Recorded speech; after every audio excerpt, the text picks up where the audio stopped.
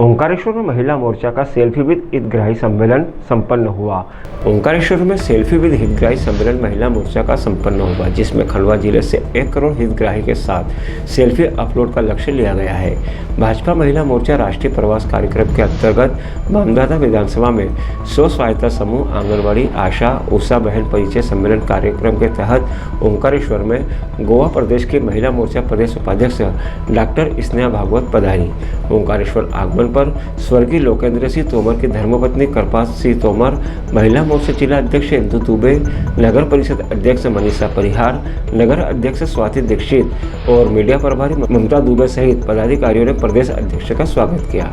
Doctor Sneha Bhagavat ने कार्यक्रम में पधारी सभी महिलाओं को मध्य प्रदेश के मुख्यमंत्री शिवराज सिंह चौहान द्वारा महिलाओं के लिए चलाई जा रही जनहितकारी योजनाओं के बारे में बताया और आगामी विधानसभा और लोकसभा चुनाव के भाजपा को पूर्ण बहुमत से जिताने का आग्रह किया।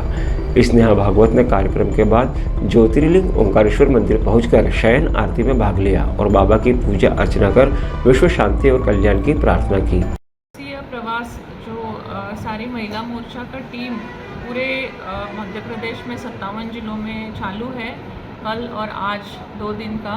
अभी मेरे अंतर्गत जो आ रहा है वो खंडवा जिला है। उसमें हमने कल पंधाना पंचायत, पंधाना का वहाँ का स्कूल, नवदाता जो वोटर है उनके साथ बातचीत की। उसके बाद हमारी जो स्वयं सहायता गट है, हमारी उषा, आशा, आंगनवाड़ी वर्कर्स, उनके साथ भी बातचीत हुई। वहाँ पे जाके उनको हमारी सारी सरकारी, केंद्र सरकार और राज्य सरकार की योजनाओं के बारे में अवगत भी कराया, उनसे चर्चा भी की। उसी के साथ कितना कौन से स्तर पे काम हो रहा है, उनको सही में योजनाओं का लाभ किस तरीके से मिल रहा है, इसके बारे में बातचीत हो गई। और हमारी महिला मोर्चा की हर एक जगह की टीम, चाहे वो मंडल अध्यक्ष से लेके नीचे के कार्यकर्ता तक हो या यहाँ की जिला अध्यक्ष हो, और उनकी सारी कोर टीम, इनसे भी कार्यालय में जाके बैठक हो चुकी है। उसके बाद हमारे वहाँ के जो सांस्कृतिक स्थल है उनको विज़िट करना, वहाँ का भी जैसे हमारे संघ के मतलब नेतृत्व में क्या क्या हो रहा है, उसके साथ ही हमारी संघ की बहनों के साथ चर्चा करना। बिरसा मुंडी के जो हमारे वरिष्ठ कार्यकर्ता है या वरिष्ठ जो भी गाइडेंस देते हैं उनके साथ चर्चा हो गई, उनके साथ भोजन का कार्यक्रम भी हो गया। उसी के साथ आज हम लोग सुबह महादेवगढ़ गए थे। वहाँ पे बहुत अच्छा 2013 से जो भी काम हुआ है वो बहुत मतलब एक तरह का पूरा परिवर्तन हो चुका है। वहाँ की बस्तियों को जो मुस्लिमों के इसमें चल रही थी, वहाँ पे पूरा हमारे सांस्कृतिक स्थल तो बने ही हैं, लेकिन शिवजी का जो वहाँ पे एक तरह का जप हो रहा है वो एकदम मतलब पूरा एक मैसेज भेज रहा है कि हिंदू राष्ट्र स्थापन करने में हम कितने आगे बढ़ चुके हैं। उसी के साथ उसके बाद हमारी पत्रकार भाइयों से चर्चा हुई थी। उसके बाद हम आए थे मंदाता विधानसभा में, हाँ हरसूद आए थे। हरसूद में हमारी जो बहनें हैं उनके साथ चर्चा हुई, बूथ विस्तारक के साथ चर्चा हुई। वहाँ पे बूथ पे महिलाओं का क्या काम है। पहले कैसे होता था कि हर एक बूथ में, चाहे वो पन्ना प्रमुख हो, चाहे वो बूथ अध्यक्ष हो, और उनकी सारी 11 लोगों की टीम हो, ये टीम सिर्फ ज़्यादा से ज़्यादा पुरुष वर्ग संभालते थे, लेकिन अभी 5 महिलाओं को भी उसमें अंतर्गत किया गया है। तो महिलाओं ने उसमें क्या करना है, कैसे हमारे बूथ लेवल पे काम करना है, कैसे परिवारों में जाके उनसे मिलना है, ये सारी चीज़ें। और उससे ज़्यादा क्यों ये ज़रूरी है, जब हम नवभारत निर्माण का सोच रहे हैं, जहाँ पे हम एक देश को अलग गति से आगे बढ़ाने का सोच रहे हैं, तो महिलाओं का कितना उसमें समावेश होना चाहिए और कैसे होना चाहिए, इसके बारे में चर्चा हो गई।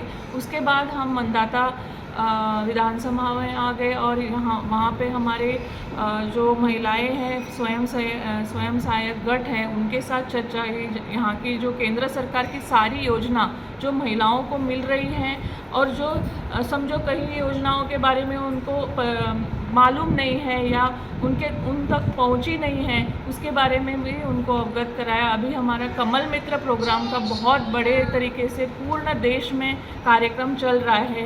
तो यहाँ पे भी मेरी महिला मोर्चा टीम से दरख्वास्त है कि वो भी महिला मोर्चा के कमल मित्र सभासद बने। और ये एक तरह का कार्य है कि जहाँ से हम डायरेक्टली एक तो सेंटर से जुड़ सकते हैं और सेंटर से जो भी गाइडेंस लेके हम नीचे के स्तर पर हम महिलाओं को जाके उसके बारे में अवगत करा सकते हैं। तो ये हमारी जो कनेक्टिविटी है ये बहुत ज़रूरी है संगठन मजबूत बनाने के लिए वैसे भी, और हमारा देश भी आगे बढ़ाने के लिए। और अभी हम आ गए हैं ओंकारेश्वर की भूमि में ओंकारेश्वर का दर्शन करने, और यहाँ की नगराध्यक्षा हमारे साथ हैं। तो मैं यहाँ की टीम को भी और लाभार्थी सेल्फी का जो प्रोग्राम चल रहा है उसके बारे में भी अभी कार्यक्रम हो चुका है, और यहाँ की टीम को भी मैं बहुत बहुत बधाई देती हूँ कि बहुत अच्छे तरीके से काम चल रहा है, और ऐसे ही काम हम करते रहेंगे जिसमें हमारा थोड़ा सा सहभाग होगा नव भारत निर्माण में।